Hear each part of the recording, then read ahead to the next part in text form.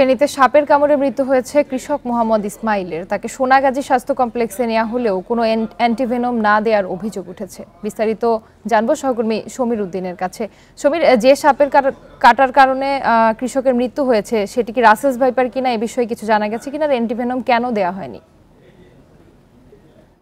গত রাত 10টার দিকে যখন ইসমাইল কালামাতিয়া বাজার থেকে তার বাড়িতে যাচ্ছিল, রাস্তার পথের মধ্যে তাকে সাপের কামড় দিয়েছে। রাতের অন্ধকারে আসলে সেটি বোঝা যায়নি, সেও বুঝতে পারেনি তাকে কি সাপে কাটিয়েছে। তবে তাৎক্ষণিকভাবে গ্রামের ওঝা অথবা বিভিন্ন মানুষের মাধ্যমে সে জারপোল করিয়েছে। যখন তার অবস্থার উন্নতি হচ্ছে না, তখন তাকে সোনাগাজী হাসপাতালে নেওয়া হয়েছে। সেখানে যাওয়ার পর ডাক্তার তাকে পরীক্ষা নিরীক্ষা করে দেখে যে তার অবস্থা খুবই সংকটাপন্ন। তাৎক্ষণিকভাবে তাকে ফেনী জেনারেল হাসপাতালে পাঠানো হয়েছে। সেখানে যাওয়ার পথে মধ্যে সে কিন্তু নিহত হয়।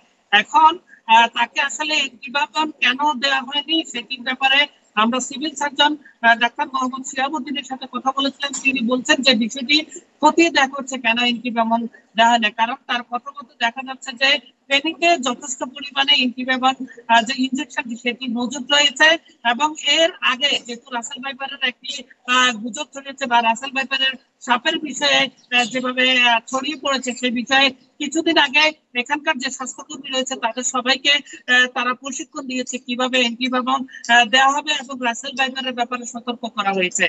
আর ফেনী এখানকার যে জেনারেল হাসপাতালের এখানকার আরামও, তার সাথে আমরা কথা বলেছি। তারা বলছেন যে এখানে যথেষ্ট পরিমাণের অ্যান্টিবায়োটিক যে ইনজেকশনটা সেটি মজুদ রয়েছে। তবে আতঙ্কিত হওয়ার কোনো কারণ নাই বলে বলছেন। তবে ইসমাইল কেন আসলে অ্যান্টিবায়োটিক পায়নি সেই বিষয়ে তারা আসলে সটোত্তর কোনো উত্তর দিতে পারেনি। তারা বলছে যে বিষয়টি তারা খতিয়ে দেখছে, খতিয়ে যে সকল ব্যক্তিগুলা এই বিষয়ে আসলে দোষী সাব্যস্ত হবে বা যাদের অবহেলায় একটি ঘটনা ঘটছে তাদের বিষয়ে আইনি ব্যবস্থা বা বিভাগীয় ব্যবস্থা নেওয়া হবে বলছে।